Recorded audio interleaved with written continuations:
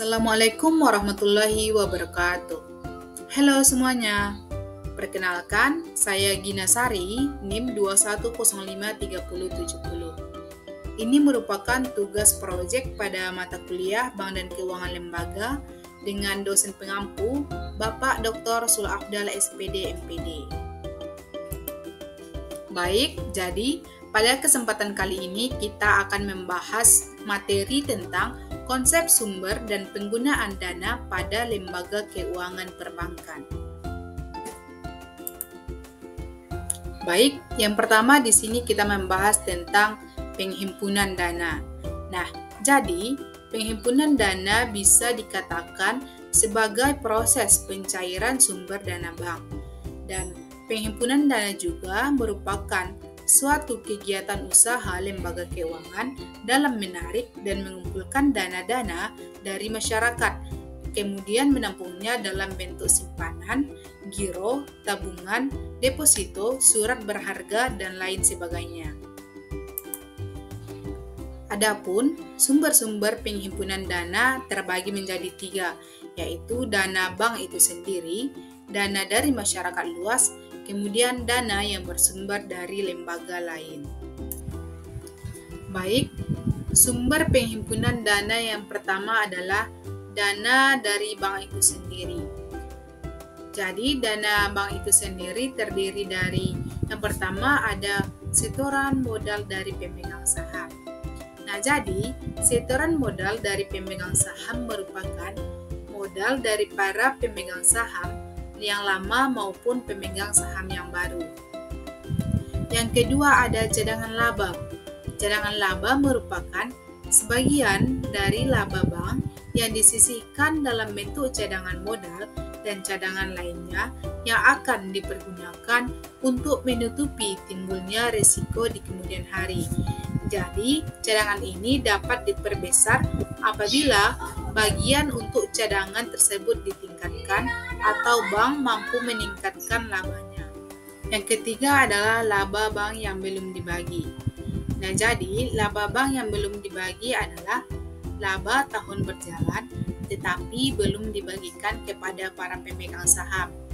Nah, jadi semakin besar modal yang dimiliki oleh suatu bank, berarti kepercayaan masyarakat bertambah baik dan bank tersebut akan diakui oleh bank-bank lain, baik itu di dalam maupun di luar negeri, sebagai bank yang posisinya kuat.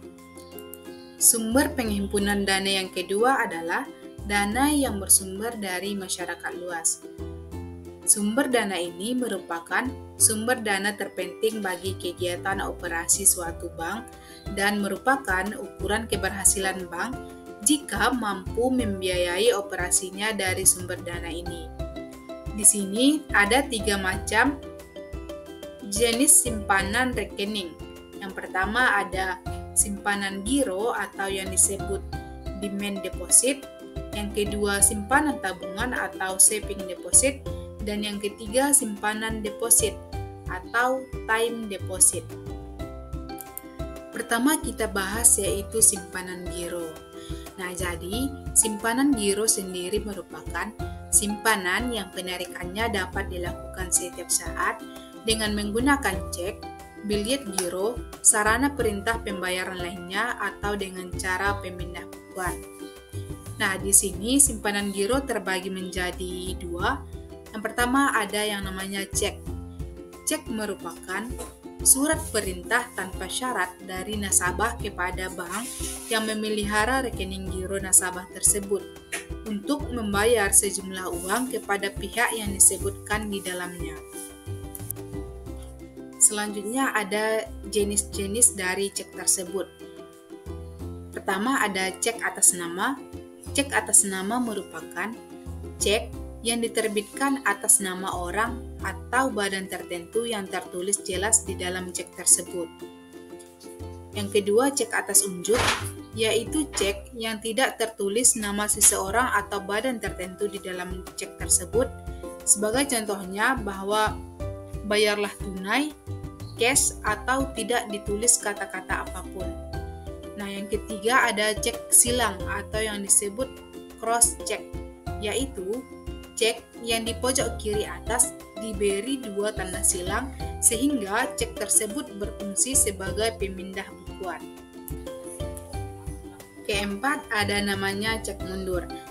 Cek mundur sendiri merupakan cek yang diberi tanggal mundur dari tanggal sekarang. Yang kelima, ada cek kosong atau yang disebut blank check, yaitu cek yang dananya tidak tersedia atau kurang dari dana yang akan diambil oleh si pemegang cek. Jenis dari simpanan giro yang selanjutnya yaitu biliet giro. Biliet giro merupakan suatu perintah dari nasabah kepada bank yang memelihara rekening giro nasabah tersebut untuk memindah bukukan sejumlah uang dari rekening yang bersangkutan kepada pihak penerima. Jenis simpanan yang selanjutnya ada simpanan tabungan.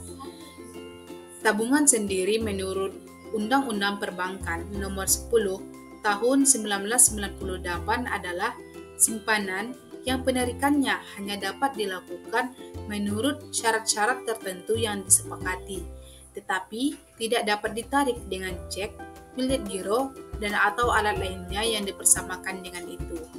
Adapun contoh alat penarikan uang adalah buku tabungan, slip penarikan, kartu plastik, dan kwitansi.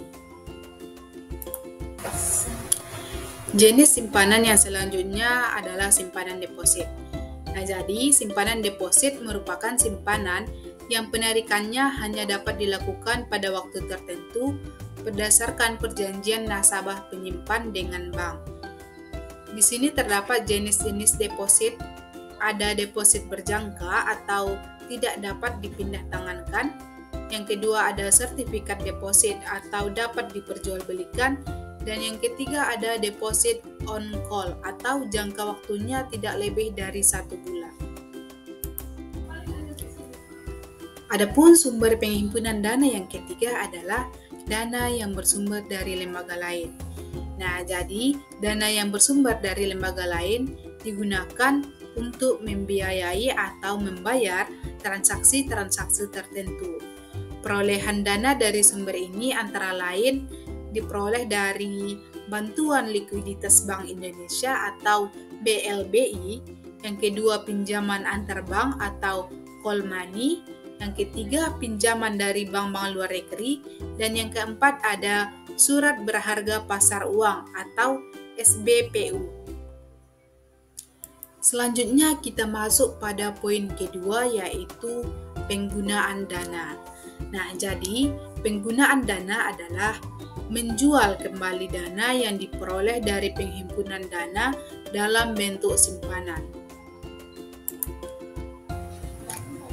Kemudian ada juga pertimbangan penggunaan dana. Nah, jadi sebelum memutuskan untuk memilih aktiva tertentu dalam pengalokasian dana yang telah berhasil dihimpun, di sini banyak hal yang harus diperhatikan. Adapun 2 hal utama yang harus menjadi perhatian bank. Yang pertama ada risiko dan hasil, dan yang kedua jangka waktu dan likuiditas. Yang pertama, risiko dan hasil. Nah, jadi pada dasarnya bank itu menginginkan suatu bentuk aktiva yang berisiko serendah mungkin, namun dapat menghasilkan penerimaan atau rate of return setinggi mungkin. Yang kedua, jangka waktu dan likuiditas. Dana yang telah berhasil dihimpun oleh bank menyangkut berbagai macam jangka waktu pengembaliannya. Di samping itu, bank juga memerlukan berbagai bentuk aktiva disesuaikan dengan keperluan kegiatan usahanya. Nah, berdasarkan pertimbangan tersebut, bank memilih berbagai macam bentuk aktiva dengan mempertimbangkan jangka waktu aktiva tersebut dapat dijadikan alat yang liquid. Selanjutnya, alternatif penggunaan dana. Alokasi dana yang berhasil dihimpun oleh bank ialah dalam bentuk-bentuk berikut. Pertama, cadangan likuiditas. Kedua, penyaluran kredit. Ketiga, aktiva tetap dan inventaris. Dan yang keempat, investasi. 1. Cadangan likuiditas.